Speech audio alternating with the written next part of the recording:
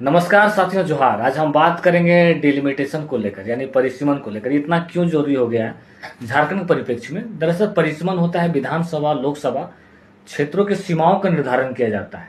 ये जनसंख्या के आधार पर तय किया जाता है। भारत यानी देश में अभी तक 4 बार परिसीमन का गठन किया गया, एक कमेटी तैयार की जाता है। 84वां संविधान संशोधन के तहत 2002 में कुलदीप सिंह की अध्यक्षता में परिसीमन किया गया था। इससे सीटों को बढ़ाया जाता है और घटाया जाता है, या लोकसभा की सीटों को या विधानसभा की सीटों को।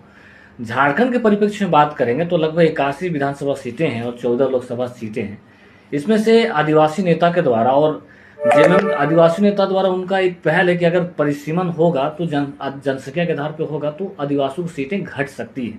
अगर पूरे देश में अगर परिसीमन किया जाएगा तो फिर लाजिम सी बात है कि झारखंड में भी किया जाएगा। दरअसल थोड़ा सा परिसीमन को समझेंगे कि अगर झारखंड के परिप्रेक्ष्य में समझेंगे तो झारखंड अनुसूची 5 के अंतर्गत आता है, जिसमें से आदिवासियों को प्रशासन की बात भी कही गई है, यानी अनुसूचित जनजातियों के प्रशासन की बात कही गई है। अगर डिलिमिटेशन यहाँ पे लागू होता है जनसंख्या के आधार पे, तो आदिवासियों की जनसंख्या विगत कुछ सालों में देखा गया है कि उनकी प्रतिशत वाइज गिरावट देखने को मिली है। अगर ऐसा हो जाने से क्या होगा कि आदिवासियों की जनसंख्या घटेगी तो डिलिमिटेशन के कारण क्या होगा, आदिवासियों की सीटों की संख्या भी घटेगी। इससे जो आदिवासी नेता है इनको बहुत बड़ा झटका लग सकता है। अर्थात फिर इससे किन पार्टियों को इससे फायदा हो सकता है, इससे जो अनारक्षित सीटों की संख्या हो सके इससे बढ़ सकती है।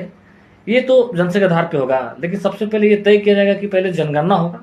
अगर जनगणना नहीं होगा तो 2011 की जनगणना के आधार पे ये तय किया जाएगा कि डिलिमिटेशन होगा। इससे लोकसभा सीटों की संख्या बढ़ाई भी जा सकती है, घटाई भी जा सकती है। इधर विधानसभा की सीटों की संख्या घटाई जा सकती है और बढ़ाई जा सकती है।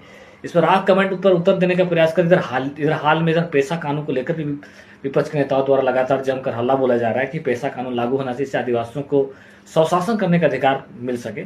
इस पर कमेंट देने का प्रयास कर। क्या डिलिमिटेशन लागू होना चाहिए, डिलिमिटेशन होना चाहिए? अगर होना चाहिए तो इससे किसको फायदा हो सकता है या नहीं होना चाहिए, इस पर भी कमेंट देने का प्रयास करें। मिलते हैं नए वीडियो के साथ। धन्यवाद।